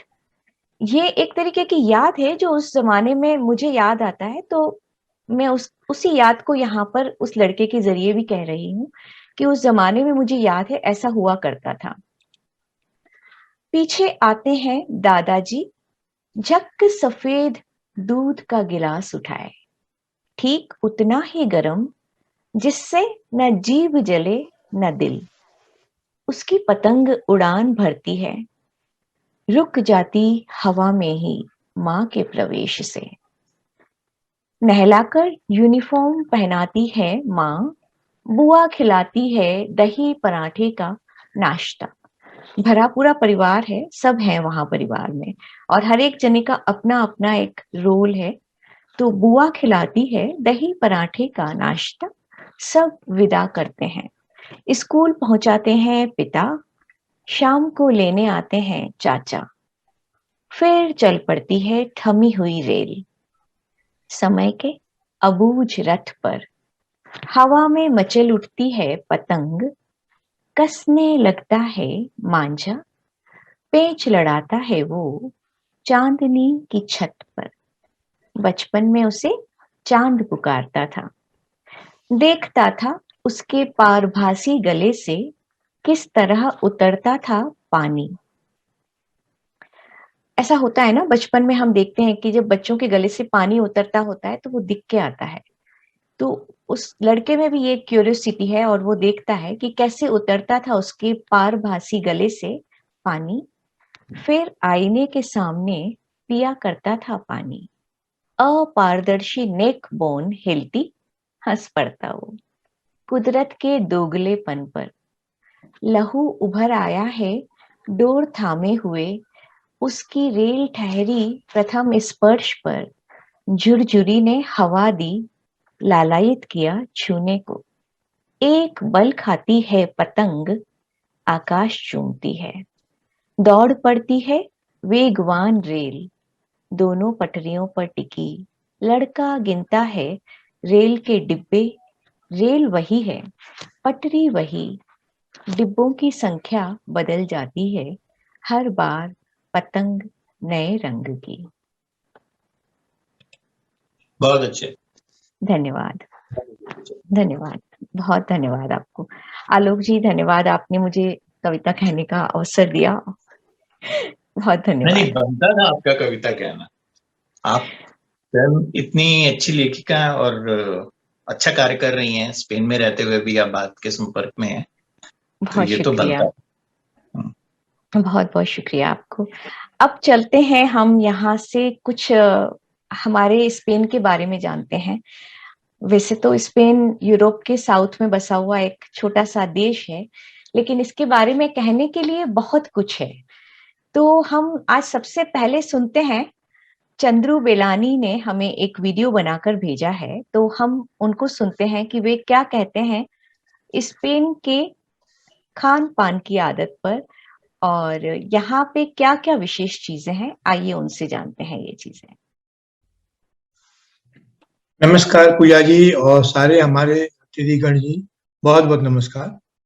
स्पेन में तो आप लोग रहते हो, तो आप लोगों को तो यहाँ के बारे में काफी कुछ पता होगा, लेकिन आप चाहो तो फिर भी मैं 2 शब्द और कह सकता हूँ। तो स्पेन के हर राज्य के अलग अलग खान पान के यहाँ के रिवाज हैं। जैसे कि मैंने उस वीडियो में बताया था कि मद्रिद में एक खासियत है कि आप किसी बार में जाओ सुबह के वक्त या शाम के वक्त और ड्रिंक पीना चाहते हो, चाहे सॉफ्ट ड्रिंक हो चाहे हार्ड ड्रिंक हो, तो साथ में वो कुछ ना कुछ अपेरिटिवो कहते हैं, खाने के लिए देते हैं, जो स्पेन के और राज्यों में मैंने ये नहीं देखा है। इसके बाद आप वालेंसिया में चले जाओ तो वालेंसिया की वहाँ की पाएजा बहुत प्रसिद्ध है, जो चिकन की भी होती है, रैबिट की भी होती है और सी फूड की होती है। तो आपको शाकाहारी पाएजा भी मिल जाती है, जिसका हम थोड़ी एक सिमिलर बिरयानी कह सकते हैं। फिर हम बार्सिलोना चले जाएं तो बार्सिलोना के आलोक जी, तो आपको तो पता होगा, वहाँ 100 कुछ साल पहले उन्होंने रिवाज निकाला था, घरों में जो बड़े बूढ़े होते थे, जब ब्रेड बच जाती थी, पान, तो उसको फेंकते नहीं थे, उस सुखा के, जो सूखा हुआ पान होता था उस पे ऑलिव ऑयल और टमाटर लगा के वो नाश्ते में खाते थे, जिसको हम पान तोमाको कहते हैं। वहां से रिवाज चला, वो आज स्पेन के सभी बार और रेस्टोरेंट में आपको वो पान तोमाको मिलेगा। इसके बाद हम पाइस बास्को में आते हैं, जो स्पेन के उत्तर में आता है। तो वहाँ के लोग, तो आप लोगों को पता होगा, काफी मेहनती हैं, थोड़े रिजर्व टाइप के भी हैं। और आप लोगों को शायद पता होगा कि नहीं, मेरे कई मित्र जो लिटरेचर से, साहित्य से उनका संबंध है पाइस बास्को में, और वो आपको मैं जानकारी देना चाहूँगा। ये जो हमारे बास्कोस हैं, ओरिजिन वो हमारे पंजाब से आए हुए हैं। उनकी जो एस्केरा लैंग्वेज है वो गुरुमुखी से मिलती है। सिर्फ हम एक बात पे अटक जाते थे, वो कहते थे कि पहले हम यहाँ से गए, मैं उनको कहता नहीं, आप वहां से आए। तो बिलबाओ के अंदर वहाँ एक ऐसा है रिवाज, जिनको वो कहते हैं एल चोको। जो बचपन के मित्र होते हैं वो आज तक अपनी मित्रता निभाते हैं। उनका ये होता है नियम कि सप्ताह में एक बार आपस में मिलते हैं, और एक जगह उन्होंने ले रखी होती है जहाँ वो अपना खुद खाना बनाते हैं, और रात को वो खाते हैं, पीते हैं, बजाते हैं। मेन इनकी जो खाने की चीज होती है मेरलूसा, जो फिश बड़ी होती है, वो रस में बनाते हैं, मेरलूसा अलाबास का, और साथ में वाइन पीते हैं। उसको वो ये लोग कहते हैं चोको। वो सेम चीज सन सेबेस्टियन में है, जिसको ये कहते हैं ला सोसेदा। वैसे मित्र आपस में मिलते हैं सप्ताह में एक बार। और फिर आप कैनेरी आइलैंड में चले जाएंगे तो कैनेरी आइलैंड में तो खान पान तो स्पेन का सब जगह एक सिमिलर, एक जैसा ही है। वहाँ वो सुबह नाश्ते में गोफियो बच्चों को खिलाते हैं, मकाई के आटे की क्रीम बनी होती है, वो कहते हैं कि काफी शक्तिवर्धक है। और वहाँ के आलू छोटे होते हैं, वो चटनी के साथ खाते हैं, जिसको वो पापा कौन मोखो कहते हैं। और वहाँ के केले बड़े पसंद हैं, स्वादिष्ट होते हैं। फिर हम स्पेन के दक्षिण में चले जाए, अंदालुसिया में, तो वहाँ हर तरह की फिश तली हुई मिलती है। और गर्मियों में वो एक टमाटर का ठंडा सूप देते हैं, जिसको एल गास्पाचो कहते हैं। और वहाँ फ्लामिंगो डांस नृत्य तो आप सब लोगों को पता ही होगा कि वो खुश मिजाज भी होते हैं। और वो 2-3 महीने वो प्रोग्राम हर शहर में अंदालुसिया के चलता रहता है। और बाकी तो स्पेन के बारे में आप सबको पता होगा। और पूजा जी, आपका बहुत बहुत धन्यवाद कि मुझे नहीं पता था कि स्पेन के अंदर इतने अच्छे अच्छे कलाकार, कवि और कवित्री हैं। और मुझे बहुत अच्छा लगा सबको सुनकर और उनके बारे में जानकर। और जरूर आप मेरे कांटेक्ट में रहेंगी, मैं भी आपके कांटेक्ट में रहूंगा। और आलोक जी, आपका भी बहुत बहुत धन्यवाद कि आप बार्सिलोना में हिंदी पढ़ाते हैं, करते हैं और साहित्य का इतना ज्ञान देते हैं लोगों को। और बहुत अच्छा लगा मुझे। आपको ये बता दूं, मैंने बार्सिलोना में 1993 में एक छोटा सा शाकाहारी भोजन पे भाषण दिया था। और आज की तारीख में मेरे काफी कतलान दोस्त हैं। जब उस वक्त 90 आदमी लोग जुड़े थे मुझसे कि हमने मांस खाना छोड़ दिया है। और आज की तारीख में आपको खुशी होगी, 2940 लोग हैं जो उन्होंने शाकाहारी भोजन पे ही रहते हैं, उन्होंने मांस खाना छोड़ दिया है। अरे वाह। और मैं साइंस के तथ्य के साथ लोगों को वो बताता हूँ कि हमारे शरीर के लिए ये लाभदायक नहीं है, हानिकारक है, हमें क्यों नहीं खाना चाहिए। न कि वो रिलीजन के हिसाब से, मैं उनके साइंस का प्रूफ देता हूँ। बहुत तो बहुत कभी बढ़िया। भी आप लोगों को चाहिए तो 15-20 मिनट, आधा घंटा मैं आप लोगों के साथ शेयर कर सकता हूँ।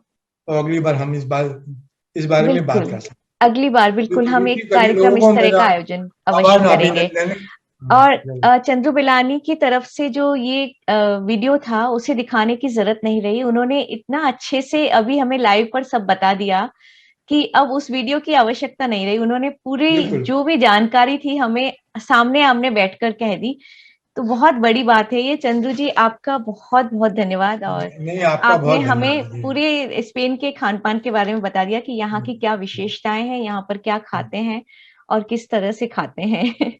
एक छोटी सी जानकारी है कि जो इन्होंने कहा कि पाएया बनाते हैं, तो मेरे जानकारी में आया था कि ये पाएया का नाम जो आया, वो यहाँ पर जो डिश होती है जिसमें ये बनाया जाता है पाएया, उसे पाएयेरो कहते हैं।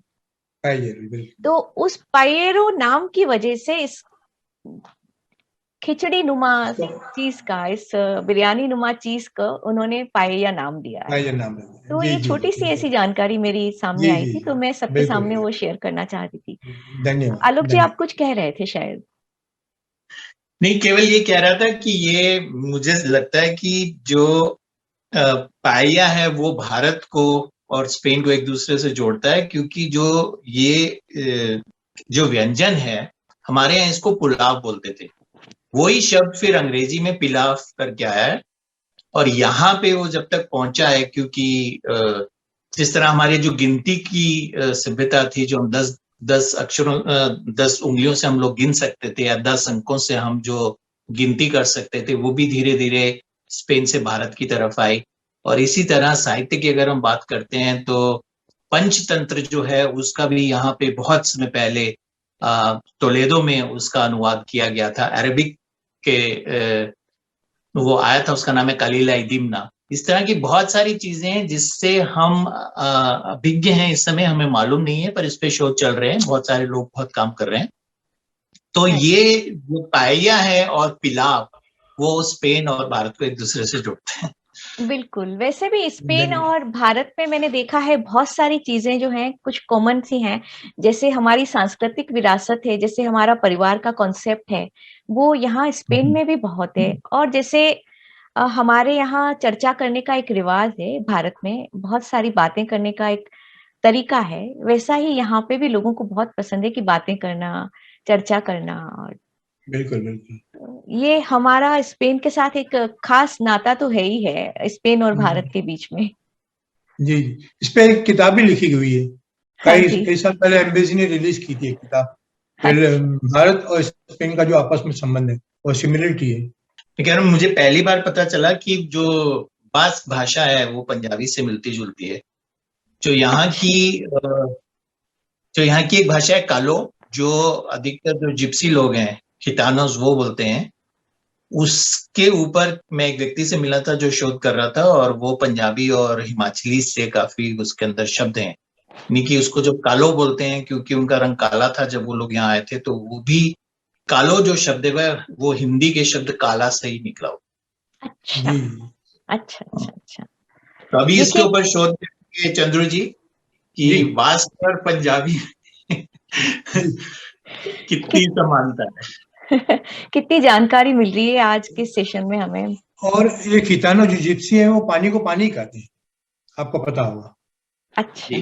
वो हमारे इंडिया से ही आए हैं, आप लोगों को तो पता होगा, भारत से। हाँ, वे भारत से ही आए हैं, ये बात। और छुरी को छुरी बोलते हैं जी, छुरी को छुरी बोलते हैं। अच्छा, छुरी को छुरी ही कहते हैं। ये एक और नई जानकारी पता चली। अच्छा, बास्को माँ को अम्मा ही कहते हैं, जैसे हम कहते हैं अम्मा। अच्छा, आपको पता है। ये कितनी बढ़िया बातें सब पता चल रही हैं। लेकिन मैं इन सब के बीच में एक जो मैं अपनी जानकारी बताता हूँ कि जो मेरे हिसाब से है, जो हमारी जो सभ्यता है, जहाँ से हम निकले हैं, ये तो है नहीं कि हम 1000 लोग एक साथ पैदा हुए, एक से शुरू हुआ है, जिसको हम बोलते हैं आदम और हवा। जहाँ से हमारी शुरुआत हुई है, तो 2 से हम 4 हुए, 4 से 6 हुए, 6 से 12 हुए। तो जैसे खानदान बढ़ता जाता है वैसे ही हमारी ह्यूमैनिटी बढ़ती गई। लेकिन आदतें तो हमारे बाप दादाओं ने सिखाई ना, जो पहले थे वो सिखाते गए और हम आगे उनको बढ़ाते गए। यानी सब similarity is very common involve, क्योंकि निकले तो हम सब एक जगह से है ना। हर कंट्री में 10 जनों ने जन्म नहीं लिया, निकले तो हम 2 जनों से, आदम और हवा से। तो वहां से जो है बढ़ती गई पॉपुलेशन, बढ़ती गई, और जो हमारे बाप दादा थे वो सिखाते गए। अब उसको पाएगा बोल दो, इंडिया का जो खाना है, जो हम मेडिटेरियन फूड बोल सकते हैं, वो खाना इंडिया में भी सिमिलर है, यहाँ पर भी है। आप अरब कंट्रीज में जाओ तो वही खाना वहां पर भी सिमिलर है। अपने स्वाद अनुसार जो है इसको चेंज कर दिया है, बस खाना तो सब जगह सेम है। बिल्कुल, मेरे ख्याल से यही है। बिल्कुल। अब मैं आमंत्रित करती हूँ, हमारे साथ हैं शशि कुमार लालवानी। वे अपनी बात वैसे कहना शुरू कर ही चुके हैं, और इसके अलावा भी उन्होंने हमारे लिए एक वीडियो बनाया था। लेकिन मुझे ये बड़ा अच्छा लग रहा है कि लाइव पे सब जब अपनी बात कर रख रहे हैं तो उसे सुनना एक अलग ही आनंद दे रहा है। तो शशि कुमार लालवानी जी, आप आमंत्रित हैं। आप हमें मैड्रिड के बारे में बताइए, यहाँ की जो भी विशेषताएं हैं वो आप बताइए हमें। Thank you very much. मैं लाइव बोल दूं या आप वीडियो देखेंगे? बिल्कुल, आप लाइव बताइए। हमें आनंद आ रहा है, डायरेक्ट बात सुनने में ज्यादा मजा आ रहा है, वीडियो से अच्छा है। ठीक है, तो मैं आपको लाइव बता देता हूँ, क्योंकि मैंने जब वीडियो रिकॉर्ड किया था पूजा जी, तो लोग बोल रहे थे कि यार तुम कागज के ऊपर लिख करके रिकॉर्ड कर देते हो, तो मैं अपनी टोपी पहन लो, पॉसिबल है, ये भी इंस्पिरेशन है। बिल्कुल, आप टोपी पहन के आप हमें बताइए। बिल्कुल, स्वागत है क्योंकि मैंने रिकॉर्डिंग की टोपी पहन करके की थी। हाँ जी, मैंने देखा है वो। क्या हुआ, मेरे को मैसेज मिला पूजा जी कि किसी ने बोला तो आपको 4 या 5 मिनट में जो है मैड्रिड की डिस्क्रिप्शन देने की, मैड्रिड की लाइफ कैसी है, मैड्रिड में कैसे जीते हैं लोग, और आप तो मैड्रिड में बहुत सालों से रह रहे हो। मैंने बोला यार इतना मुश्किल काम दे रहे हो। मैं 40 साल से स्पेन में रह रहा हूँ, मैड्रिड सिटी में 40 साल से रह रहा हूँ। कमल फगानी जी और हम सब उसी टाइम पर आए हुए हैं मैड्रिड में। तो मैंने सोचा 40 साल का एक्सपीरियंस 4 मिनट में मैं कैसे बोलूंगा, इट इज नेक्स्ट इम्पॉसिबल। 40 साल में हमने इतने ऊंच नीच देखे, इतनी सभ्यता देखी, मैड्रिड को इतना चेंज होते हुए देखा। जैसे चंद्रू जी बोलते हैं कि भैया यहाँ पर जो मैड्रिड की जो सभ्यता है, आपको ड्रिंक पीने जाओ तो आपको तापा देते हैं, स्नैक्स देते हैं, कुछ न कुछ सिंधी में हम उसको बोलते हैं शहर देते हैं। इतनी अच्छी चीज है मैड्रिड में। और सबसे अच्छी चीज क्या है मैड्रिड में, जितने साल से मैं यहाँ पर रह रहा हूँ, मैं अपने सभी भाई बहनों को बोलूंगा कि आप भले यूरोप में या दुनिया में कहीं भी चले जाओ, इतना प्रेम, इतना आत्मीयपन आपको कहीं नहीं मिलेगा जो आपको यहाँ स्पेन में और स्पेशली मैड्रिड में मिलेगा। क्योंकि आई नेवर फील, मैंने अपने आप को अपनी लाइफ में आपको बता दो, मैंने अपने आप को कभी भी यहाँ पर फर्दर फील नहीं किया है, नेवर एवर। मैं लाइक स्पेनिश के लोगों के माफक चलता हूँ, उनके साथ दोस्ती है, उनके साथ उतना बटना है, वो मेरे ग्राहक हैं। और इतना प्रेम, आप किसी भी बार में चले जाओ, कोई भी आपको घृणा की दृष्टि से नहीं देखेगा। जैसे आप दूसरी कंट्री में जाते हैं, अंग्रेजों की कंट्री में या स्विट्जरलैंड में, तो थोड़ा शाउट करो तो आपको ऐसे देखे कि भैया ये एशियन कैसे बात कर रहा है। लेकिन यहाँ के जो लोग हैं आपको प्यार की दृष्टि से देखते हैं, आपको अपना समझते हैं। ये बहुत अच्छी बात है स्पेन की, आपको अपना समझते हैं। और मैड्रिड सिटी ऐसी सिटी है, कल्चरल सिटी है, यहाँ से आपको 50 किलोमीटर पर हिल स्टेशन है। हिल स्टेशन है, इतने मोन्यूमेंट है, जो इतनी चर्चा होती है रोमन मॉन्यूमेंट्स की। और हमारे मैड्रिड के आजू बाजू में इतने रोमन प्लेसेस है, तो घूमने फिरने का जो आनंद है, जो मैड्रिड में आ जाए आजू बाजू में, मेरे को खैर दूसरी जगह भी होंगी स्पेन में, लेकिन जो मैड्रिड के आजू बाजू में है, टोलेडो है, एल एस्कोरियल है, सेगोविया है, आपको हिल स्टेशन है, आप कहीं भी आ सकते। हिल स्टेशन पर जाने के लिए जिसको हम बोलते हैं टॉय ट्रेन, वो छोटी ट्रेन भी है, स्केटिंग भी है। कहने का मतलब मैड्रिड जो है ना, हाँ दूसरी बात मैंने बोल दी थी पूजा जी, मैड्रिड की कहावत है जिसको बोलते हैं दे मद्रिद अल सिएलो, दे मद्रिद अल सिएलो, यानी जो इसका आप हिंदी में अनुवाद कर सकते हैं कि जो मैड्रिड में रहने की जो अनुभूति है वो है स्वर्गीय, स्वर्गिक अनुभूति है, जैसे आदमी स्वर्ग में रह रहा है। ये मेरी अनुभूति है, इसलिए मैं 40 साल से यही टिका हूँ। बिल्कुल, यहाँ पे हमारे पास फुटबॉल क्लब हैं, जो फुटबॉल क्लब पूरी दुनिया में मशहूर हैं, न सिर्फ मैड्रिड में बल्कि पूरे स्पेन के अलग अलग फुटबॉल क्लब हैं, वो भी हैं जो जिनको सराहा जाता है। भारत में बहुत प्रशंसक हैं उनके, तो ये भी हमारे पास एक विशेषता है यहाँ की।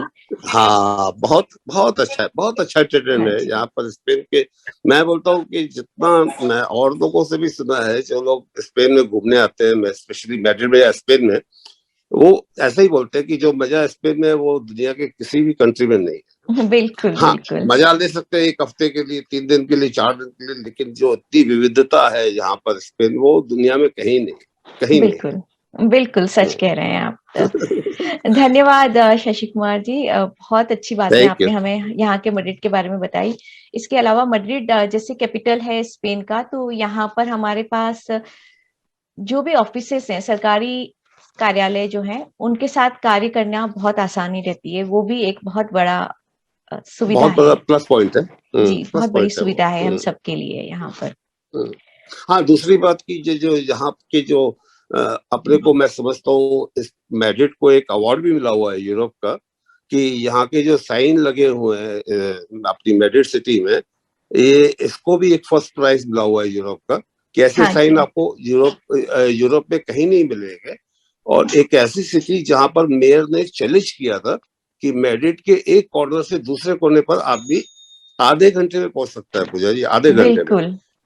जो हम बात करते हैं रिंग रोड की, और जो मैड्रिड के जो 3 रिंग रोड है, जो एक तो बहुत पुराना है M30, जो इनर रिंग रोड है मैड्रिड की सिटी के अंदर, और दूसरा इन्होंने रिंग रोड बनाया M45, जो आउटर रिंग रोड है, और उसके बाहर और बना दिया M50, यानी और वो बड़ा।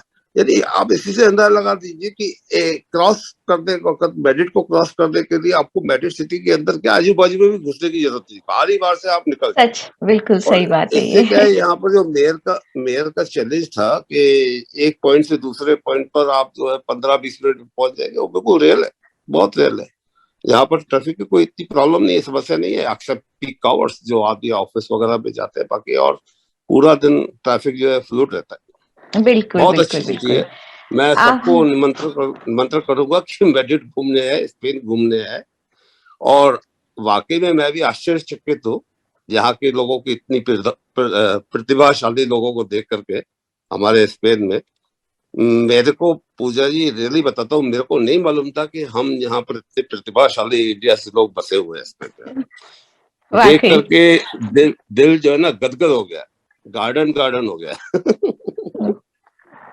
बहुत अच्छा लगा, बहुत अच्छा लगा। बहुत, हमें Thank भी you very बहुत much, sir. प्रसन्नता हुई, आप आए हमारे साथ, आपने हमें ये सब जुड़ करके ये सब चीजें बताई, बहुत खुशी की बात है हमारे लिए। लेकिन अब हम मैड्रिड से सीधा चलते हैं मलागा, और उसके लिए हमारे साथ हैं आज योगिता।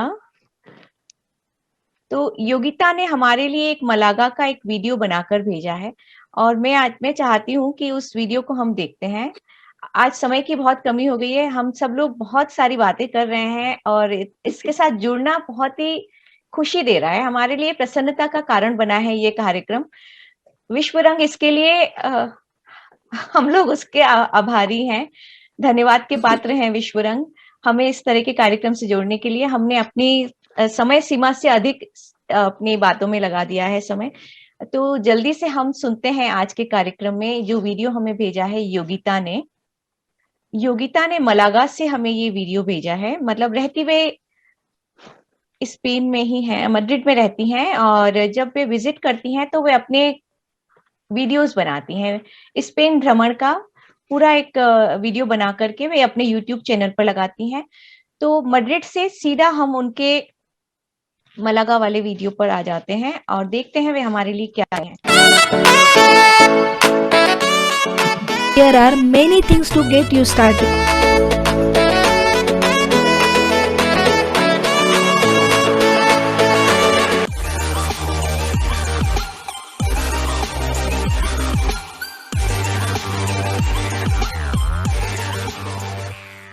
हेलो फ्रेंड्स, होला अमीगोस, वेलकम टू स्पेन भ्रमण। आज मैं आपकी टूर गाइड हूँ और आज हम विजिट करेंगे मलगा।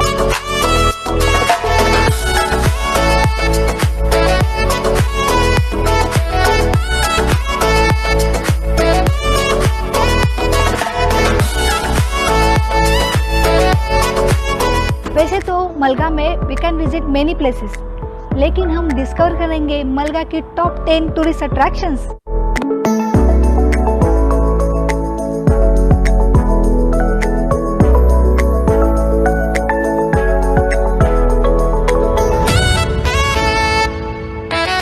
Attraction 1, hop off bus tour.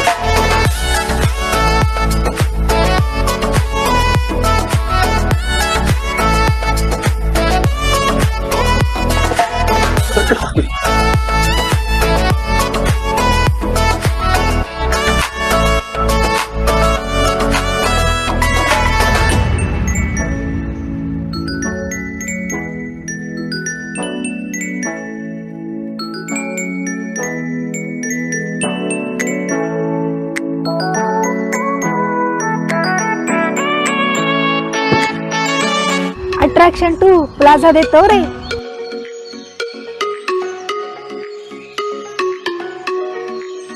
शायद ही प्लाजा भी तोड़ो कहना चाहती थी। और Attraction 3, Roman Theatre.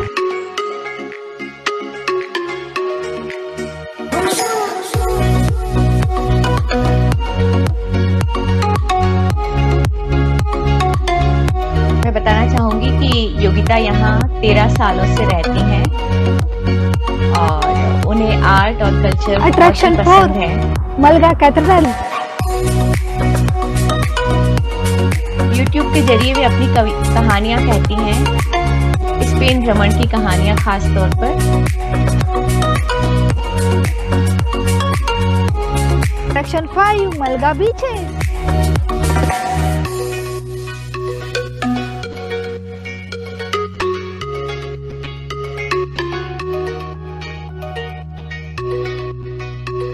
यहाँ पर वे टेक्निका रूनीदास मैड्रिड में 5 साल से इंजीनियर हैं, काम करती हैं मैड्रिड में, और वैसे मुंबई से हैं वे।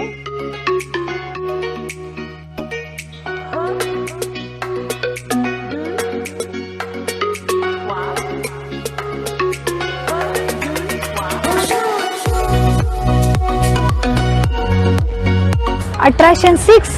Have a lunch in a Chiringuitos restaurants.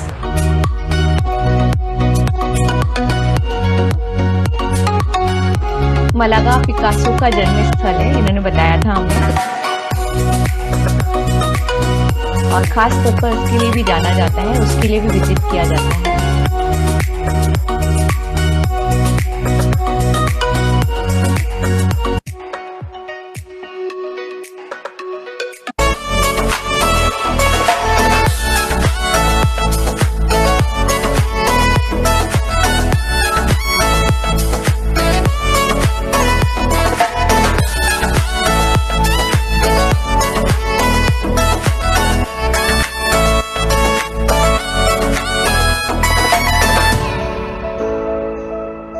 Attraction 8. Pompidou Center.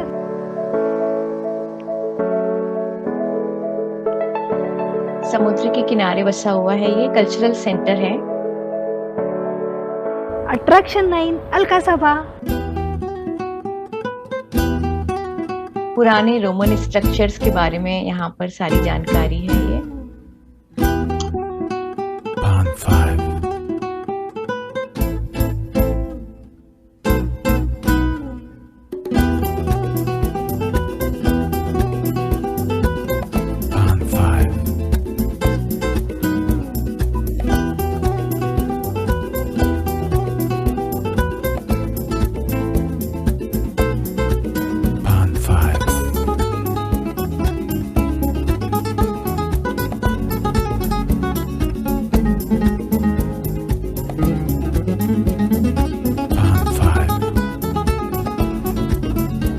समुद्र के किनारे बसे हुए ये शहर मलागा बहुत ही सुंदर शहर बना हुआ है। रोमन स्ट्रक्चर्स के अलावा यहाँ पर मुस्लिम आर्किटेक्चर का भी बहुत सारे भवन बने हुए हैं और बहुत प्रसिद्ध भवन है वे।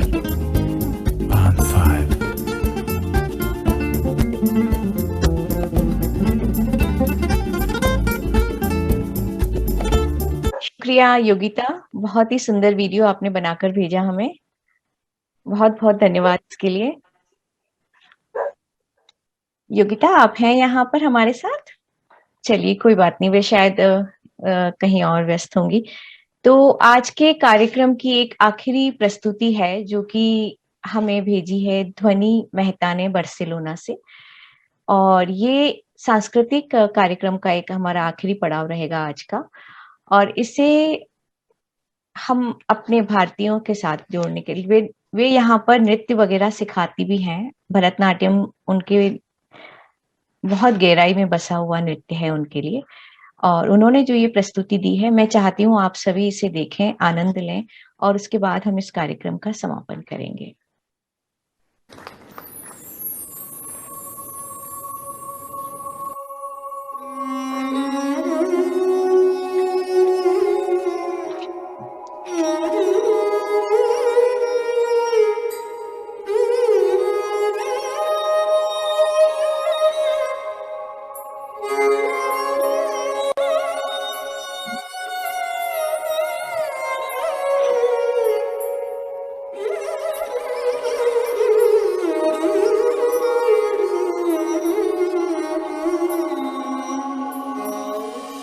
वंदे मातरम, वंदे मातरम, तच्चोनु तच्चोनु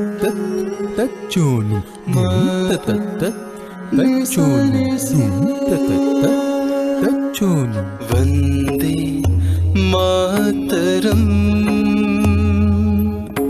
वंदे मातरम, सुजला सुफला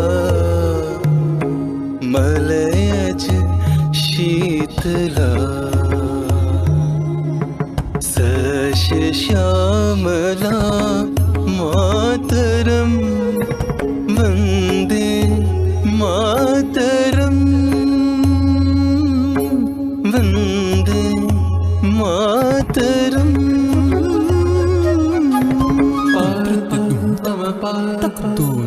रे म प नि ध प म प म रे म प सा नि रे सा म रे सा नि रे ध प म प म रे सा नि सा रे प शुभ्र ज्योत्स्ना पुलकित यामिनी फूल कुसुमित द्रुमदर शोभिनी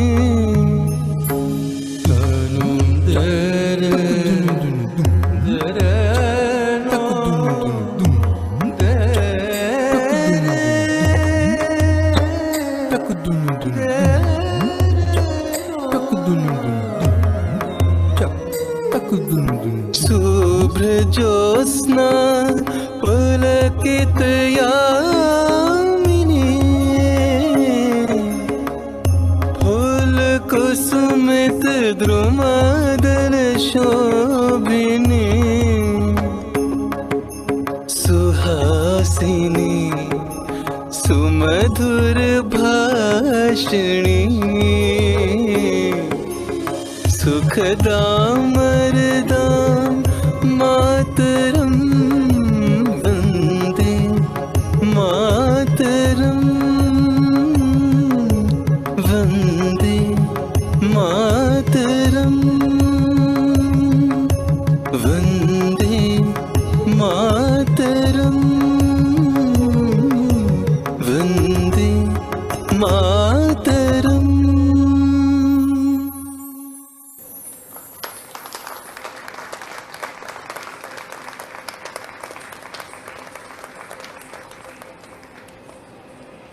मैं बताना चाहूंगी कि ध्वनि मेहता यहाँ पर imperial society for teachers of dancing की एक मेंबर भी हैं और बहुत सारे कोरियोग्राफी किए हैं उन्होंने, बॉलीवुड मेडली शोज भी किए हैं और कुछ अवार्ड्स मिल चुके हैं उन्हें। अहमदाबाद से हैं, गुजरात से बिलोंग करती हैं और नृत्य को वे अपने हृदय में बसाती हैं, उनके रक्त में नृत्य बसा हुआ है। बचपन से, जब से वे बहुत छोटी रही थी तब से उनका नृत्य में बहुत ही रुचि रहा, बहुत रुचि रही है। तो अब इनकी इस प्रस्तुति के साथ, जो कि हमें डायरेक्ट भारत की जन्मभूमि से हमें जोड़ रहा है, तो उस प्रस्तुति के साथ ही मैं आप सबसे विदा लेना चाहती हूँ। आप सब हमारे साथ जुड़े, अपनी प्रस्तुति दी, आपने हमारे कार्यक्रम को सार्थक किया, इस कार्यक्रम की शोभा बढ़ाई आपने। हमारे कहने पर, निवेदन पर आप यहाँ आए और हम आप सबकी उपस्थिति के लिए बहुत बहुत तहे दिल से आपके आभारी हैं। विश्व रंग 2021 की तरफ से भी मैं आप सभी को धन्यवाद कहती हूँ। मैं उन्हें यहाँ पर विश्व रंग 2021 को मैं यहाँ रिप्रेजेंट कर रही हूँ स्पेन में, तो उनकी तरफ से आप सभी को बहुत सारा धन्यवाद, हार्दिक धन्यवाद। ये कार्यक्रम आप लोगों की वजह से आज सफल हो पाया है। बहुत बहुत शुक्रिया। आप सबकी प्रस्तुतियां हमारे साथ हैं। धन्यवाद। आपको भी बहुत शुक्रिया पूजा जी, जो आपने इस कार्यक्रम का आयोजन किया। हम सब आपकी बहुत आभारी हैं, तो आपको भी बहुत धन्यवाद। धन्यवाद, आप सभी को बहुत धन्यवाद, शुक्रिया। बहुत धन्यवाद पूजा जी। उम्मीद करते हैं हम बहुत बहुत ऐसे ही किसी और कार्यक्रम में फिर भेंट करेंगे, हम सब लोग आपस में जुड़ेंगे। आज जो हमें रचनात्मक लोगों से यहाँ मिलना हुआ, जो परिचय हुआ है उनका, ये हमारा पहला शुरुआत है, लेकिन आगे हम अवश्य मिलते रहेंगे, ऐसी उम्मीद हम सभी को है। पूजा जी एक बात कहना चाहता था मैं। सॉरी जी। No problem. चंद्रो जी बोलो, आप बोलो पहले। नहीं, मैं ये बात कहना चाहता था, ये हिंदी साहित्य से जुड़ा हुआ था, मुझे नहीं पता था। आपको बताया होगा कि हिंदी साहित्य से एक लेखक है यहाँ पे मद्रिद में, और ओरिजिन स्पेनिश है, इंडिया में रह चुके हैं, जिन्होंने डिक्शनरी लिखी है Hindi to Spanish, Spanish to Hindi, और उसने काफी सारे बुक लिखे हुए हैं। अगली बार कब ऐसा प्रोग्राम होगा तो उनसे मैं विनती करूँ कि हमसे वो ज्वाइन हो यहाँ पे। बिल्कुल बिल्कुल, अवश्य अवश्य। धन्यवाद। चंद्रू जी, जिस व्यक्ति की आप बात कर रहे हैं उनका नाम है एनरिके बिल्कुल गायोल। बिल्कुल, जी जी जी, उनकी वाइफ जो का नाम है मंजुला। यूनिवर्सिटी में शोध किया था वो मैं उन्हीं के साथ किया था, और जिस आप शब्दकोश की बात कर रहे हैं वो मेरे बड़े भाई साहब ने भारत में उसका प्रकाशन किया था। ओह अच्छा अच्छा, बहुत बहुत धन्यवाद, जान के अच्छा लगा, तो बहुत मैं उनके साथ भी जुड़ा हूँ। देखिए दुनिया कितनी आपका छोटी बहुत है। बहुत धन्यवाद। छोटी है जी। जितने लोग हमारे साथ जुड़े, जिसके अंदर मोनिका कमरानी जी, सरनी जी, रानू जी, मेघना बोस जी, रचना जी। आलोक जी आपका माइक साइलेंस पर आ गया अचानक से। आलोक जी आप शायद उन्हें कोई कॉल आ गया है, वे कह रहे हैं, लेकिन हम उन्हें सुन नहीं पा रहे हैं। जब तक वे अनम्यूट ना करेंगे, चलिए कोई बात नहीं, मैं अपनी रिकॉर्डिंग बारे में जो इन्होंने कि हमें जो शाकाहारी भोजन के ऊपर ये हमें कभी भविष्य में हमें कुछ एक बात करेंगे, और ध्वनि जी ने जो संपन्न किया कार्यक्रम, उन सब के लिए मैं सबको धन्यवाद देता हूँ।